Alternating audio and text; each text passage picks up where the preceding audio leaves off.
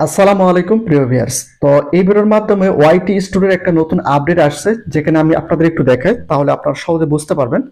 তো আমি যদি এখানে একটা ক্লিক করি, ক্লিক করার পর এখান থেকে যদি আমি সেটিংসে যাই, সেটিংসে যাওয়ার পর এখানে হয়তো আপনারা যদি একটু লক্ষ্য করেন, এখানে আপনারা দেখতে পাচ্ছেন অল থ্রেড কন্টেন্ট। অর্থাৎ এই অপশনটা আসার পর অনেক কন্টেন্ট ক্রিয়েটর বুঝতে পারতেছে না যে এখানে কি করতে হবে। তো আমি যদি এখানে একটা ক্লিক করি, ক্লিক করার পর তো এখানে আপনারা দেখতে পাচ্ছেন এস অথবা নো, কোনটা করতে হবে। তো অনেকেই কিন্তু এই বিষয়টা বুঝতে পারতেছে না, তো কাদের ক্ষেত্রে এস করতে হবে এবং কাদের ক্ষেত্রে নো করতে হবে। তো একই সঙ্গে আপনারা যারা নতুন কন্টেন্ট ক্রিয়েটর রয়েছেন, তো আপনারা কোনটা সিলেক্ট করবেন এই ভিডিওর মাধ্যমে কিন্তু আপনাদের একদম পরিষ্কার করে দেবো, যাতে করে আপনাদের বুঝতে বিষয়টা সহজ হয়। তো বিষয়টা হচ্ছে যে এখানে ইউটিউব থেকে কি বলেছে, তো এখানে ইউটিউব থেকে কি বলেছে সেটা আপনাদের একটু বাংলাতে আমি পরিষ্কার করে দেই। তো এখানে আপনারা দেখতে পাচ্ছেন আমি সম্পূর্ণটা কিন্তু এখানে বাংলা করেছি, গুগল ট্রান্সলেশনের মাধ্যমে কিন্তু আমি বাংলা করেছি, এখানে আপনারা দেখতে পাচ্ছেন। তো একটা একটা করে পরিষ্কার করে দিচ্ছি যে কাদের ক্ষেত্রে এস এবং কাদের ক্ষেত্রে নো হবে, সেটা কিন্তু পরিষ্কারভাবে বুঝতে পারবেন। তো বিষয়টা হচ্ছে যে এখানে ইউটিউব টিম কি বলেছে, আমি যদি আপনাদের একটু পরিষ্কার করে দেই, নিচের কোনটি কি আপনার বিষয়বস্তু বর্ণনা করে। অর্থাৎ আপনারা একটা ভিডিও আপলোড করতেছেন, সেই ভিডিওর মধ্যে কোন কোন বিষয়গুলো থাকলে আপনাদের এস করতে হবে এবং কোন কোন বিষয়গুলো না থাকলে আপনাদের নো করতে হবে, সেটা কিন্তু বুঝতে পারবেন। তো বিষয়টা হচ্ছে যে আমি যদি এখানে প্রথম যে স্টেপে ইউটিউব টিম বলেছে, আমি যদি আপনাদের একটু পরিষ্কার করে দেই, একজন প্রকৃত ব্যক্তি এমন কিছু বলতে বা করতে দেখা যায় যা তিনি করেননি বা বলেননি। তো বিষয়টা হচ্ছে যে যারা সেলিব্রিটি রয়েছে বা যারা উচ্চমানের ব্যক্তিত্ব রয়েছে, তাদের ফুটেজটা কিন্তু আমরা ইয়ার মাধ্যমে অনেক কিছু করে থাকি। তো বিষয়টা হচ্ছে যে এগুলো যদি আপনারা ইয়ার মাধ্যমে, সেই ব্যক্তি এমন কিছু করেননি বা বলেননি এমনটাই যদি আপনারা এআই এর মাধ্যমে করে থাকেন, সেক্ষেত্রে আপনাদের অবশ্যই এখানে ইয়েস দিতে হবে।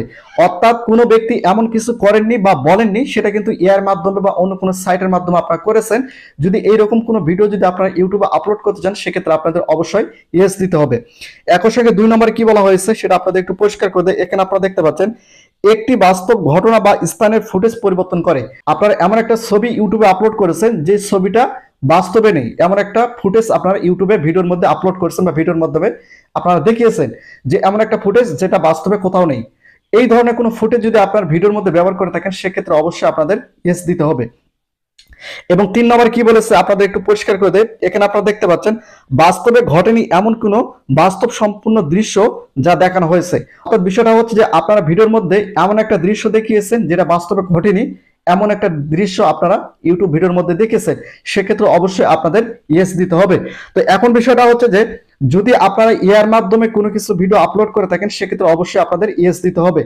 আর যদি আপনাদের সম্পূর্ণ ভিডিওটা আপনার নিজস্ব হয়ে থাকে বা কোনো ইয়ার মাধ্যমে কোনো ফুটেজ ভিডিও আপনারা তৈরি করেনি, সম্পূর্ণ আপনারা নিজেরা তৈরি করছেন, সেক্ষেত্রে আপনাদের এখানে নো দিতে হবে। তো সর্বশেষ যেটা আমি আপনাদের বলবো, আপনারা কখনো ইয়েস দিবেন, কোনো ব্যক্তি এমন কিছু করেননি বা এমন কিছু বলেননি এমন কোনো ভিডিওর মধ্যে যদি আপনারা উপস্থাপন করে থাকেন বা ভিডিওর মাধ্যমে কাউকে দেখিয়ে থাকেন, সেক্ষেত্রে আপনাদের অবশ্যই ইয়েস দিতে হবে।